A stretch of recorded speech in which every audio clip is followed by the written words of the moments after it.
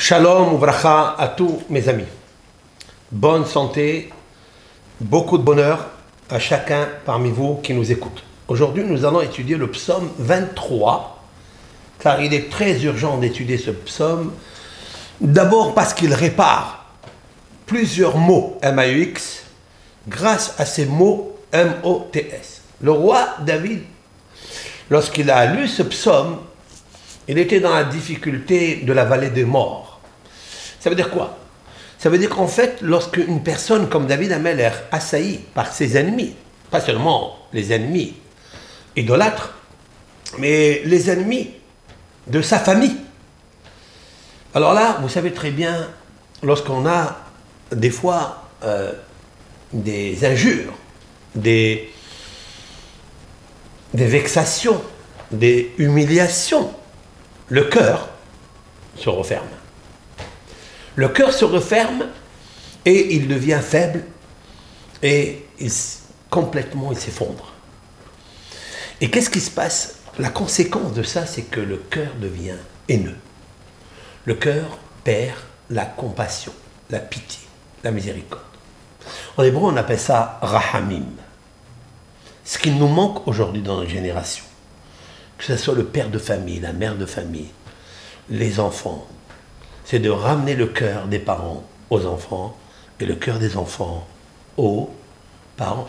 Comme il est marqué dans Malachi, 48e prophète, à la fin de son livre. Il dit, je vais vous envoyer, dit Dieu, l'éternel, unique, le créateur du monde. Je vais vous envoyer le prophète Élie pour annoncer la venue du Mashiach, du Messie. Mais il donne une condition. Il va venir faire quoi en fait?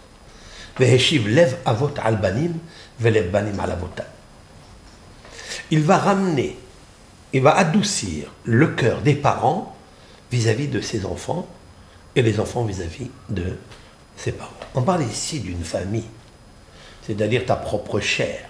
Et il manque encore le cœur. Hier soir, nous avons fait un cours au moins de 2 heures. Comment réparer le cœur? Aujourd'hui, nous allons parler, qu'est-ce qu'il faut introduire dans le cœur? C'est les rahamim, c'est-à-dire la compassion, la miséricorde, la pitié, la clémence. C'est ça qu'il faut travailler. Il nous manque le cœur spirituel, le cœur de chair, pas le cœur de pierre. Alors, lorsque j'ai lu ce matin le psaume 23, qui n'a rien à voir avec la miséricorde, avec la compassion, mais en fait le fruit qui m'est sorti, c'est-à-dire la recette, la ségoula, l'astuce, la combine qui est sortie de ce psaume, c'est rahamim, c'est-à-dire la pitié. Vous vous trouvez dans un moment où tout le monde est contre toi. Il dit d'ailleurs le roi David, je vais l'expliquer, nous l'avons déjà plusieurs fois rappelé, psaume 23. Mismor le David Adonai Ro'i lo Ehsar. Cantique de David, Hachem, c'est-à-dire la miséricorde, Yud Kevavke, il ne dit pas Elohim. Yud Kevavke, la miséricorde. Ro'i lo Ehsar, c'est mon berger, je ne manquerai de rien. Si l'Éternel est mon berger, ça veut dire quoi? Ça veut dire que je sens qu'il est mon berger. Quel est l'organe des sentiments, des émotions? Quel est l'organe qui déclenche l'amour? Une amour active, bien sûr. Le respect, c'est le cœur. Et donc, ce qu'il cherche, c'est éveiller en lui cette clémence que Dieu a vers l'homme, vers lui. Et il dit une phrase terrible, forte. Il sort de son cœur, l'Éternel est mon berger. Ça veut dire que le seul qui peut solutionner ses problèmes, le seul qui peut le sécuriser, qui peut mettre une barrière, j'allais dire même un bouclier face aux émotions qui émanent, qui émergent du cœur, qui des fois sont très faibles. Et il faut toujours un effort, un grand effort pour pardonner aux autres. Mais pour cela, il faut remplacer cette haine par les rahamim, par la pitié. Alors il dit, mais toi Hachem, tu es mon berger, c'est-à-dire tu me conduis, tel un berger conduit des moutons. Bin odesh yarbitseni, Je sais que l'Éternel, c'est ce qu'il dit dans des prairies vertes, Yarbitseni, il me fait camper. Il me conduit au bord d'eau paisible. Ça veut dire, il est en train d'attirer sur lui le Hesed de Hachem. Ah,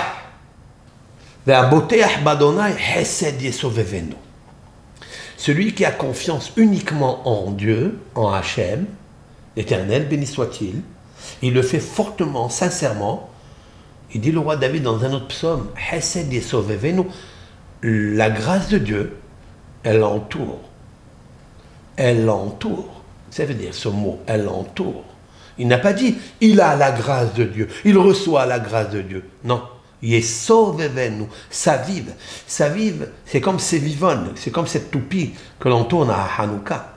Parce qu'elle veut nous dire que les Hashmonaïm ont une confiance en Dieu. Donc on fait tourner cette toupie grâce au roi David qui a dit dans ce psaume, Hesed yesovevenu. C'est la bonté de Hachem, le nom de Dieu qui le contourne, qui l'encercle. Il n'a que du bien autour de lui. Et donc ça fait un bouclier. C'est ça qui est très très très beau, très fort. Alors il dit, le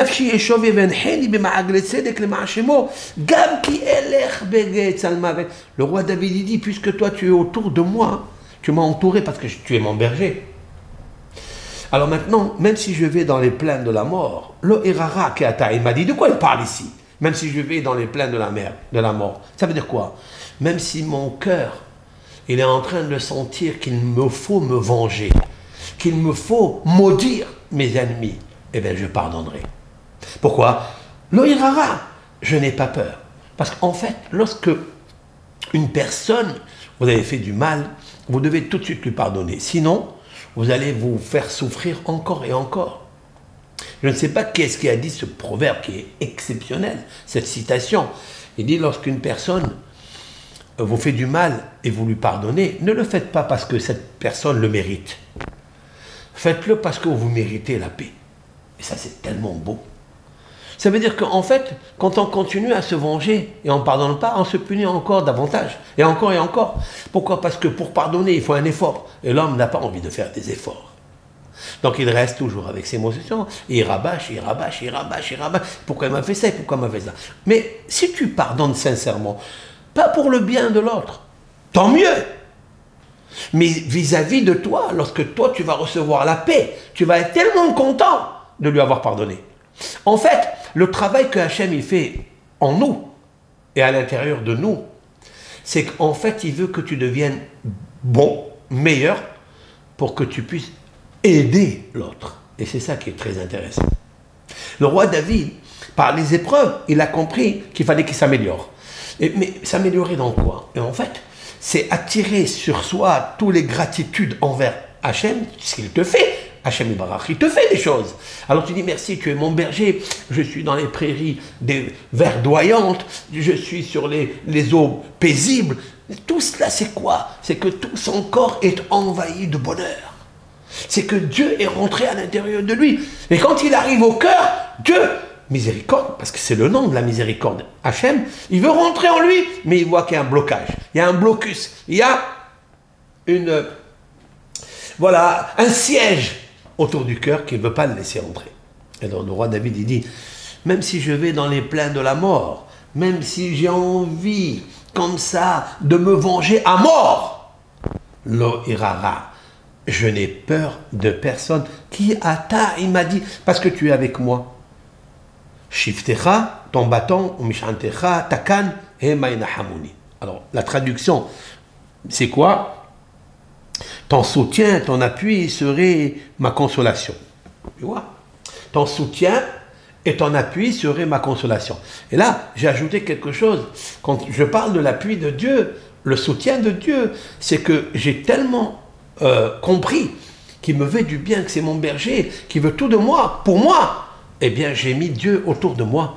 Et même s'il y a le feu de l'enfer, le feu de la vengeance, le feu des appétits charnels, ils ne me toucheront pas. Parce que c'est toi, Hachem Ibarach, qui me conduit, etc., etc.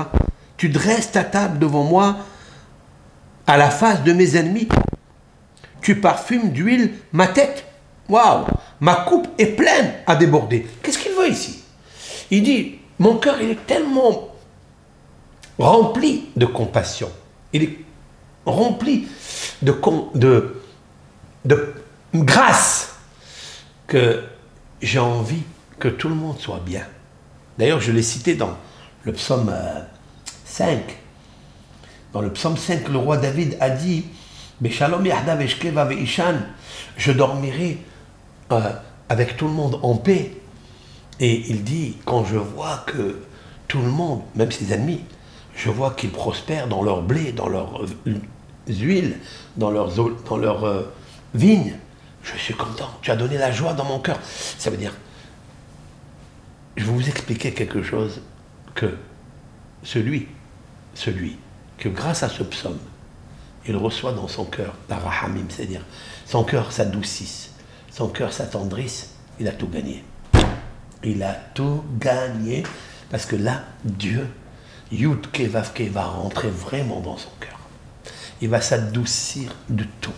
Son cœur va devenir comme ça un cœur tendre, un cœur bon, meilleur pour prier pour les autres, pour pardonner aux autres, parce qu'il veut en fait la paix à l'intérieur de lui. Voilà ce que le psaume, en résumé, il dit. Et il dit, je remplirai ma coupe à déborder. Qu'est-ce que ça veut dire? Ça veut dire qu'il voit que Dieu l'a rempli de tout. Et l'Éternel a oint sa tête, ça veut dire les pensées de sa tête sont très belles, sont très bonnes. Il n'a que des pensées positives, actives dans le bien. Parce que Dieu est rentré dans sa tête. C'est l'huile de Dieu qui est rentrée en lui. La brillance de Dieu est rentrée en lui. Il a compris qu'il y a un seul pouvoir et aucun doute ne doit le redouter. Et donc, il doit dire après, c'est le verset 6 d'ailleurs, il n'y a que le bien. Ma coupe est remplie, à déborder. Il y a des gens qui en disent, j'ai une bouteille remplie, mais pas tout à fait. Il lui manque encore quelque chose. Qui a dit cette parole-là? Ésaü. À la rencontre d'Ésaü, Esav avec son frère Yaakov, lorsqu'ils se sont embrassés, au lieu d'être embarrassés, il lui a dit à Esav, à Yaakov, Yesh li rav, j'ai beaucoup. Et Yaakov de lui dire, Yesh li kol, j'ai tout. La différence qu'il y a entre j'ai beaucoup et j'ai tout, il y a une grande différence. Elle est comme ça. Il manque encore quelques centimètres de vin dans le verre. C'est grave. Ça veut dire que tu n'as pas tout. Ça veut dire que tu cherches encore. Là, le roi David s'inspire de notre patriarche Yaakov. Il dit, tu as oint ma tête par l'huile, Roshi, Kossi Revaya, mon verre est plein à déborder. Pas seulement que j'ai tout, mais j'ai encore pour déborder, déverser sur les autres. C'est ça qu'il nous dit ici. C'est puissant ça.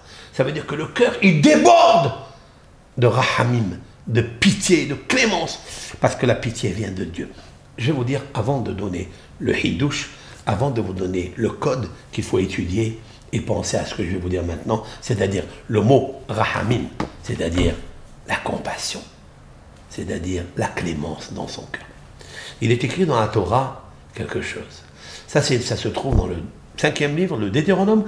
Il est marqué là-bas que si, par exemple, vous allez en guerre, et vous allez bien sûr tuer des personnes, la Torah immédiatement, elle nous dit Venatan lecha rahamim verehamcha vehirbecha. Ça veut dire l'Éternel, Nathan lecha, l'Éternel, ton Dieu, te transmettra, te donnera gratuit la rahamim, c'est-à-dire la clémence, la grâce et la pitié dans ton cœur, et tu te multiplieras et tu fructifieras. Qu'est-ce que ça veut dire ça? Pourquoi le cadeau de Dieu, qui est la compassion, vient après la guerre? Explique les commentateurs quelque chose de simple. Lorsque vous allez en guerre, c'est pour vous défendre. Car lève-toi, tuer la personne avant qu'elle te tue, c'est légitime défense. Mais quand vous tuez quelqu'un, vous gardez toujours dans votre cœur la cruauté. il y a une cruauté qui s'installe. Lorsqu'une personne se met en colère sur son fils, sur sa femme, sur son mari, elle se met en colère, qu'est-ce qui se passe? Ces colères, ils s'endurcissent. Le cœur s'endurcit. Il y a une cruauté qui s'installe là-bas. Comment réparer cette cruauté qui s'est installée par légitime défense? Dieu, il te dit, tu ne pourras pas. Tu ne pourras jamais. Ton cœur, maintenant, il est devenu un cœur de fer, un cœur de glaive, un cœur qui a versé du sang. Même si c'est pour te protéger, pour sauver ta vie. Mais ton cœur, c'est ton cœur. Il est naturel. Ton cœur ressent les choses. Alors, tu ne pourras pas l'enlever. Je viendrai, je te donnerai. C'est moi qui donne tout, dit Dieu. C'est moi qui t'ai dit de sauver ta vie. Et c'est moi qui t'ai dit de tuer l'autre, qui est ma créature. Donc c'est vrai que ça va s'installer, de facto, une cruauté dans ton cœur. Comment je fais? Comment je vais prier après? Comment je vais dire merci? Comment je vais aimer mes enfants? Comment je vais aimer mon conjoint? La réponse.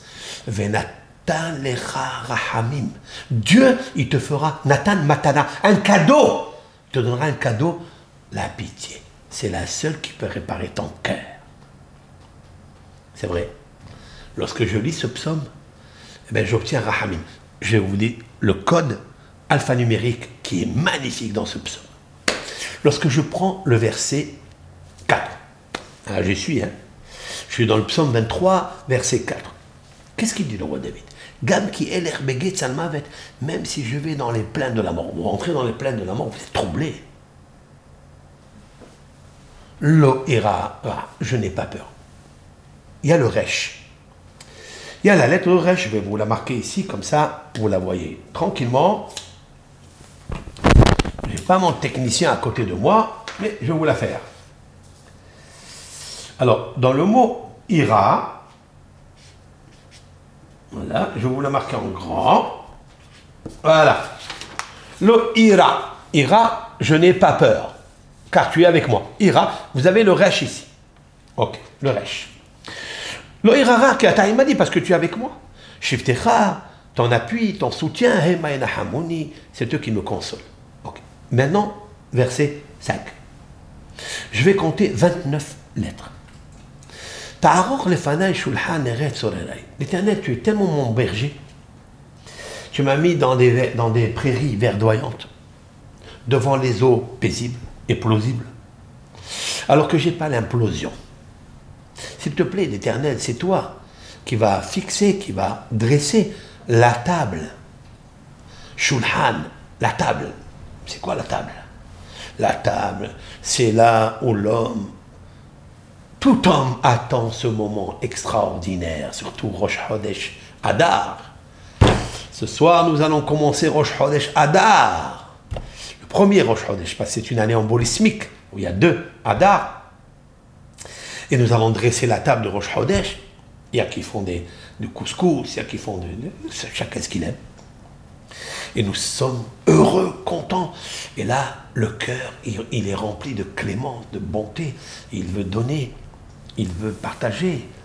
Dieu, il dit, David Amelech, il dit, Ta'aroch lefanai, dresse devant moi, Shulhan eret sorerai. Ça veut dire une table face à mes ennemis. Il y a beaucoup d'ennemis qui me veulent du mal. Ça veut dire, là en fait, il révèle qu'il a des ennemis. Mais que son cœur, il est grippé. Il est stressé. Il peut être cruel. Dit Shanta Bachem un rocher que c'est le vaillant. Qu'est-ce qu'il dit le roi David? Non. Même si c'est contre mes ennemis, face à mes ennemis, mais reste toujours avec ton huile qui va oindre ma tête et que le verre de vin est rempli à déborder. Et ça veut dire quoi? Que mon cœur soit rahamim, qu'il ait la pitié. Et là, le mot Bachemen, c'est extraordinaire. Bachemen, je vais vous le marquer, vous avez un grand même. Voilà. Bachemen, oint ma tête avec l'huile, le même. Le même. Après, vous comptez encore dans le Pasuk Vav, Artova Hesed Irdefuni, ça veut dire que l'Éternel, il n'y a que la grâce et la bonté qui vont me suivre, Kolebe Hayai, tout le restant de ma vie. Shafti Bebet Adonai Leorech Yamim. Je reprends le texte. Nous avons trouvé dans le mot Ira, je n'ai pas peur, Resh. Nous avons trouvé dans le mot Yenahamuni, donc 29 lettres après, ce qui me consoleront, le Het. Nous avons trouvé 29 seaux. Après, Bashemen, l'huile, même. Artova Hesed Irdefuni, 29 lettres de seaux. Après, Yud. Ça veut dire que la grâce va me poursuivre. Yud. Après, vous allez dans le même de Yamim, Orech Yamim. Je m'installerai dans la maison de Dieu, c'est-à-dire la miséricorde, la clémence, la pitié, de Orech Yamim à jamais. Voilà, j'ai constitué ici 5 sceaux. Le Resh, le Het, le Mem, le Yud et le Mem. Rahamim. Vous avez vu? Rahamim, c'est la pitié. Autrement dit que le roi David est en train de réveiller la guérison du cœur, la réparation de son cœur, pour éviter la cruauté vis-à-vis de ses ennemis, ceux qui lui veulent du mal. Alors en fait, pardonner. Et pour pardonner, c'est pas que je cherche seulement la paix, non. Je cherche à avoir la clémence, la pitié, la compassion. Et ça, c'est la plus grande bénédiction. Dieu te donnera la pitié. Aujourd'hui, qu'est-ce qui nous manque aujourd'hui? Il nous manque le cœur. Le cœur, pour le réparer, il faut prier à Hachem. L'Éternel, s'il te plaît, donne-moi la compassion. Si vous arrivez à ça, tout sera réparé. Tout dans le couple. C'est vrai, il y a beaucoup de shiurim, beaucoup de suivi dans les couples, etc., par des médecins ou par des rabbanim. C'est très très bien. Mais il y a une seule chose que je pense, moi, qui est le moteur de la guérison des disputes dans le couple. C'est d'avoir la compassion, la pitié. Si tu as la pitié, c'est pas parce que l'autre il t'a fait pitié, non, parce que les rahamim, c'est-à-dire la bonté de la compassion, c'est l'essence même de Dieu. Tu veux être à l'image de Dieu pour avoir Dieu en toi, qu'il soit ton berger, que tu viens à une table remplie de bonheur, que ton verre, cœur de vin, cœur de bœuf, eh bien, il soit débordé. Eh bien, il faut que tu saches. Rahamim. Hachem, donne-moi Rahamim. Tous les lundis, tous les jeudis, dans nos prières, nous prions à Hachem. El Melech Yoshev al Kisei Rahamim. Umitnaeg Bahasina. Dieu, il est assis sur son trône de la miséricorde.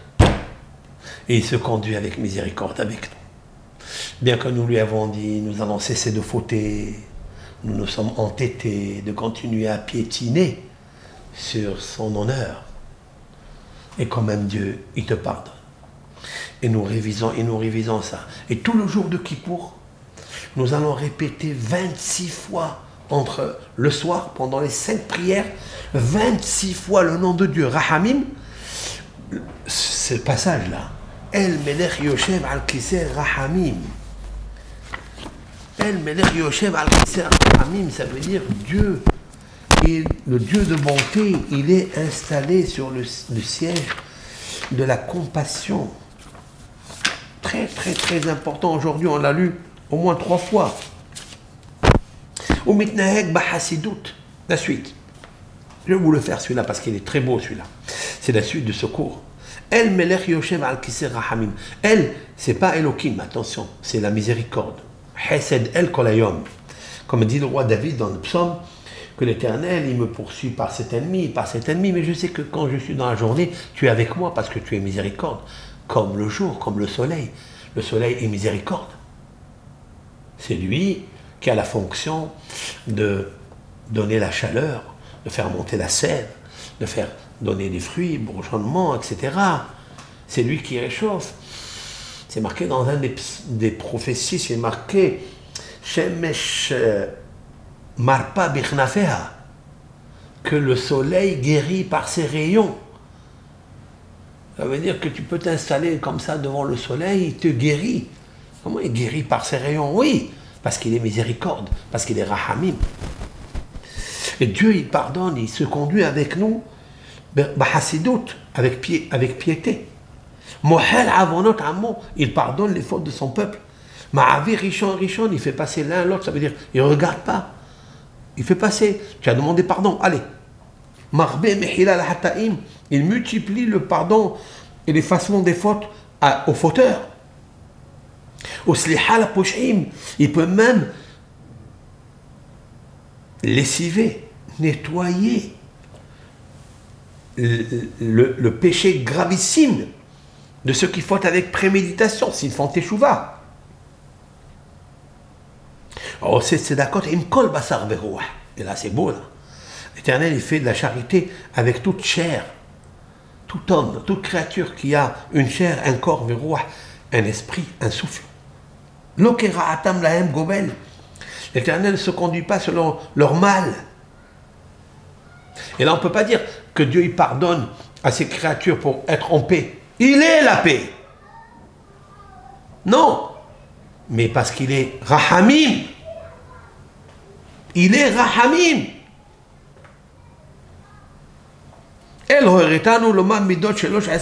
L'Éternel, tu nous as enseigné dans la Torah par Moshe, de dire les 13 principes de miséricorde, de pitié. S'il te plaît, Dieu, souviens-toi de tes 13 principes, comme tu as enseigné au modeste, à l'homme humble, Moshe Rabbeinu. Ainsi c'est marqué dans ta Torah. L'Éternel est descendu dans le colonne de nuée de Rahamim. Mais Moshe s'est tenu debout avec Hachem. Et il a appelé, Moshe a appelé Beshem, Amonai, l'Éternel, miséricorde. Et puis on compte. Tu es Dieu, compassion, miséricorde, qui a pitié, longanime. Tu es multitude de grâce et de bonté. Tu es vérité. Tu crées la charité pour les générations. Tu supportes le péché. Et le péché par inadvertance et même par préméditation. Et tu es quelqu'un qui efface tout quand la personne est fait teshuva. Quand est-ce que la personne est fait teshuva? S'il a le cœur dur, il ne va pas faire teshuva. S'il a le cœur insensible, il va faire, mais c'est misafa velahou, ça veut dire de la bouche vers l'extérieur. Mais ici, ça ne marche pas. La preuve, il va récidiver. À quel moment? C'est quand il aura pitié. Devant qui, pour qui doit être pitié? Pour lui. Et pitié pour toi, mon fils.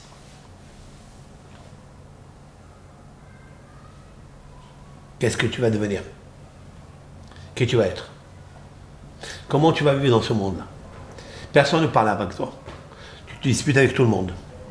Tu es akshanite, tu es têtu. Ou akshan. Non.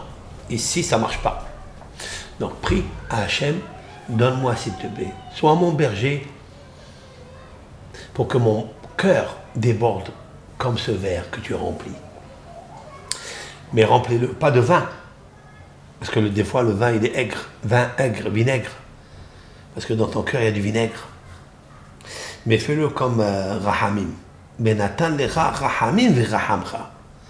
Que l'Éternel te donne la compassion, la miséricorde dans ton cœur pour que tu puisses avoir la miséricorde pour les autres. Et pour toi, bien sûr. C'est pour ça qu'il dit v'Rahamcha. Que toi, tu aies la pitié pour toi. Faire teshuva. Et à ce moment-là, même tes enfants, ils vont voir ça. Ta femme, elle va voir ça. Ou ton mari va voir ça. Ton ami, ton camarade, ton ennemi va voir ça. Qu'est-ce qu'il va faire? Il dit, ah, ce bonhomme, cette personne, elle est bonne. Elle est vraiment sincère avec elle. Alors, je lui pardonne. Alors, je fais pour elle. C'est ça que Dieu, il attend de nous. Et alors viendra la prophétie de Malachi, qui est en fait... qui dit Iné anochi sholeach lachem et Eli hanavi. Je vais vous envoyer le prophète Élie pour annoncer le Mashiach, le Messie. Quand est-ce? Veheshiv lev avot albanim.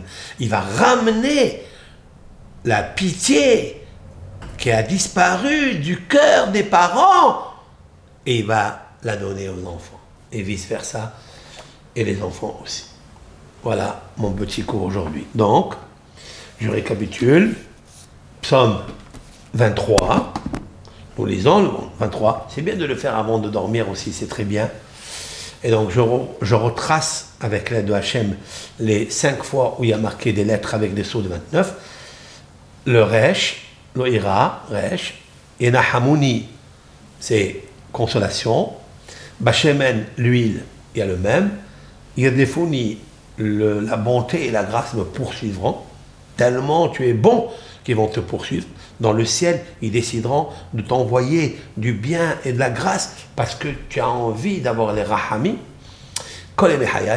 Et si c'est ça, tu mériteras de t'installer. Beshavti bebet Hashem leorech yamim, à jamais. Ça peut être la maison d'ici, ça peut être la maison d'après. Et il y a le même, c'est même. Donc, rahamim. Alors maintenant, bien sûr, vous allez me demander pourquoi un sceau de 29 lettres. Parce que le chiffre 29 est un chiffre qui veut dire vivant. Dans la première fois dans la Bible où c'est marqué le mot Haya, qui veut dire vivant, c'est justement là.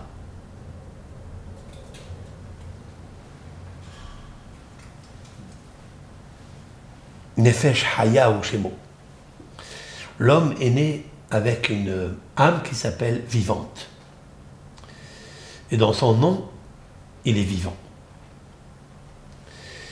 Si quelqu'un, il étudie ce psaume 23 avec la formule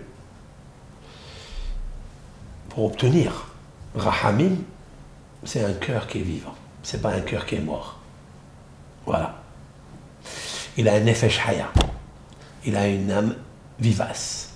Vous savez que Haya, c'est un degré de Neshama qui est la 4e position, puisque vous avez le Nefesh, c'est l'âme végétative, c'est-à-dire la manifestation du désir de recevoir pour soi-même. Vous avez le Ruach, c'est l'évolutive, celle qui est pour recevoir mais partager. Neshama, c'est celle qui veut plus partager que recevoir. Et Haya, la vivante, c'est celle qui fait vivre les autres. Parce que lui, il est déjà vivant. Il n'a rien besoin de recevoir. Il a tout reçu. Après, il y a la 5e qui est Yehida, qui est l'unique. Celle-là, c'est du Mashiach. Elle sera unique. C'est pas seulement qu'il veut que les autres y vivent, c'est qu'il veut que les autres atteignent l'image de Dieu. C'est-à-dire Rahamim, la pitié. Vous pouvez l'avoir, vous. Mais les autres, si vous leur donnez, mais peut-être eux, ils ne l'ont pas encore acquise. Ça, c'est Yehida. Maintenant, Haya, la 4e position, c'est 29. C'est le chiffre 29. Haya. Nefesh Haya Hoshemo. C'est le Nefesh qui est Haya. Elle est tellement vivante. Pourquoi elle est vivante? Parce qu'il a la compassion, il a la clémence dans son cœur. Donc, voilà ce que je vous ai dit là, aujourd'hui, avec l'aide de Hachem. J'avais un petit peu de temps, donc j'ai fait ce cours entre un cours et un cours. Et il faut toujours courir pour essayer d'aider les autres avec l'aide de Hachem. Psaume 23, avec un sceau de lettres de 29 lettres pour obtenir le mot Rahamim. Quand vous allez lire ça, et même le soir, c'est bien de le lire avec la feuille devant vous. Comme ça, vous regardez le psaume devant vous et vous demandez à Hachem, Ba'ala Hamim, lorsque je monte, ma neshama dans le ciel, aie pitié de moi, aie pitié de réparer mon cœur pour qu'elle devienne bonne, qu'elle devienne meilleure, pour que la Achtov Hesed Yardefuni Kol Yemei Hayai. Kol Yemei Hayai. Verset 6. Kol Yemei Hayai. Tous les instants de ma vie. Haya. Parce que pour vivre, il faut avoir Nefesh Haya ou Shemo. Il faut que ça soit un cœur vivant. Je vous le souhaite en tous les cas, avec l'aide de Hachem, et qu'il vienne, Mashiach Tzidkenu, et qu'il fait vivre un petit peu le monde entier, le guérit de son cœur, pour que s'accomplisse Veheshiv lev avot al banim, velev banim al avotam. Que le cœur des parents revienne aux enfants, vers les enfants, et les enfants reviennent vers leurs parents. Kol tov, bracha ve'atzlach.